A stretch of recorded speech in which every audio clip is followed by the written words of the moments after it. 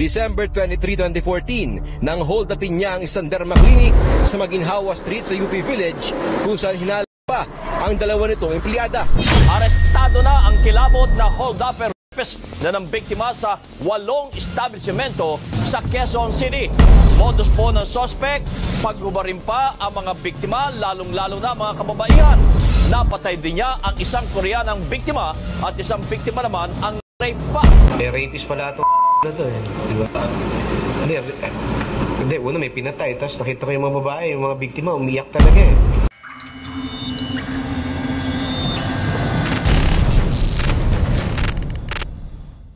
Naging isang malaking patintero para sa pulisya ang pagresolba ng isang krimen na hindi lamang binansagang serial robbery ang suspect, ngunit isang serial rapist ang molester na si Mark Soke, kung saan napakalala ang ginawa nito sa mga babaeng nabibiktima niya. At dahil nga sa napakaswabe nitong pamamaraan at lakas ng loob, ay hindi siya natatakot at hindi siya nauhuli sa napakalaswang pamamaraan nito na hindi lamang isa kundi 3 ang kanyang ginagawa sa bawat taong mabibiktima niya. At ang pinakamalala pa sa lahat ay ang pagpaslang niya sa isang babaeng hindi taga-Pilipinas kundi isang Koreana. Heto ang istorya ni Mark Soke sa pagkakalat nito ng lagim ng 2 buwan sa iba't ibang panig ng Quezon City.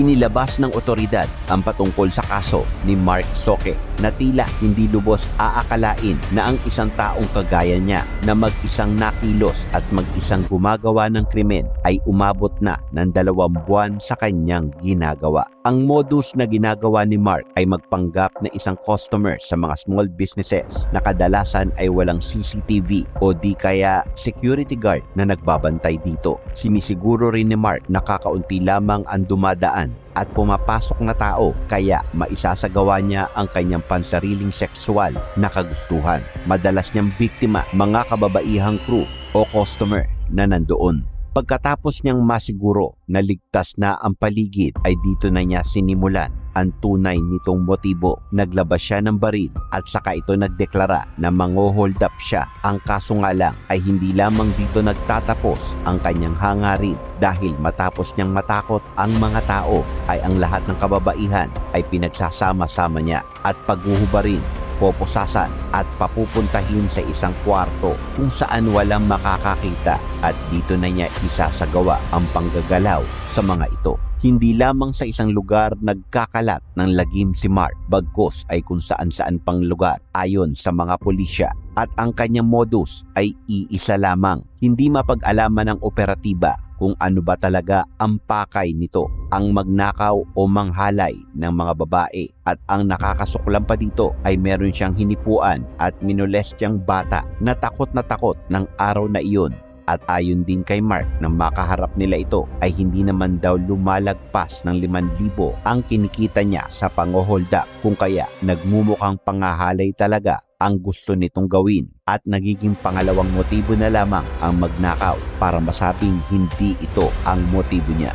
Grabe ang sinapit ng mga taong nakaranas nito. At dahil nga sa galawan niya ay tila parang naging isang pattern na ito sa kanya kung paano niya maisasagawa ng maayos ang gusto niyang mangyari. Kung kaya naging pangkaraniwan na lamang ang galawan niya at tila hindi na ito kinakabahan kahit pa lumabas-labas siya. Kita ang lakas ng loob niya habang ginagawa niya ito. Paulit-ulit at tila naging malaking pasakit na sa alaala ng mga biktima nito. Ayon sa mga biktima at sketches na nabuo at natanggap ng mga pulis ay iisa ang kinalabasan nito. Iiba man ang hugis ng mukha, ngunit ang mata, labi at ang baku-baku ng mukha nito ay iisa. At pare-pareho ang sketches na ito ay nakasalamin at may cap. Ayon sa investigasyon ay hindi lamang pala ang mga small businesses na walang CCTV at security guard ang tina-target nito, ngunit pati na rin ang mga may CCTV, pero mas maganda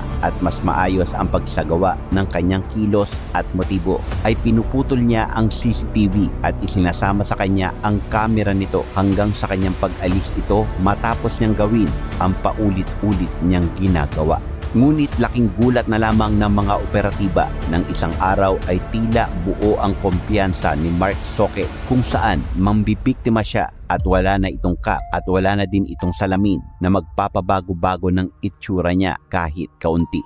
Dahil nga sa hindi malaman at matrace ng mga pulis ang nasa likod ng krimen na ito, ay akala ni Mark ay lubusan na siyang nakawala sa kung anumang nagbabantay sa kanya. Kung kaya wala na itong takot sa bawat kilos na gagawin niya. Ngunit ang hindi niya alam ay may nalaman na ang mga pulisya na background niya noon kung saan nakita ang past picture ng mugshots niya sa isang kaso noong taong 2012 na nagpapatungkol din sa robbery. At dahil nga sa matindi at mausisang pagsusuri ng mga operatiba sa kanya ay inihambing at hinanap ang kaparehong fingerprint na mayroon noong 2012.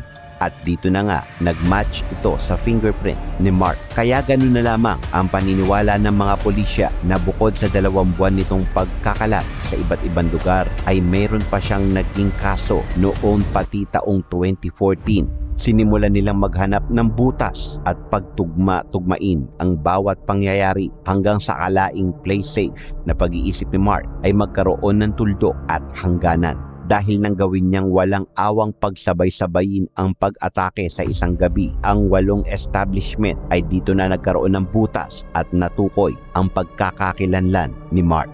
1 night, 8 robbery, 3 rape, 1 killing of a Korean woman. Ito ang naging ganap ni Soke ng gabing iyon ng pagsabay-sabay niya ang 8 businesses na kinikilalang Genilo Derma Solutions, Cakes Coffee, LeJoyce Spa, Infinity, Boy Panga, Binleaf at iba pa. At dahil nga ay halos iilang oras lamang ang agwa, ay sumagi na agad sa isipan ng pulisya na maaaring iisa lamang ang may gawa nito. Sa pinakahuling pinuntahan ni Mark ay dito na siya nakaligpit ng isang Koreanang babae at hinayaan niya lamang ito. Lumabas siya doon at umalis agad. Ngunit tila kontrolado pa niya din ang galaw at kilos niya na nagmumukha pa ring normal ang kanyang galaw rito at tila pamilyar ito, kung kaya alam na niya ang pasikot-sikot at alam na niya kung papaano niya maisasagawa ng maayos ang bagay na ito. Huwebes, 2 ng Pebrero ay natumbok na ng mga operatiba si Mark sa harap ng Commonwealth Avenue, kung saan ito na ang katapusan ng madilim at nakakasuklam na dilim na hatid niya sa mga kababaihan.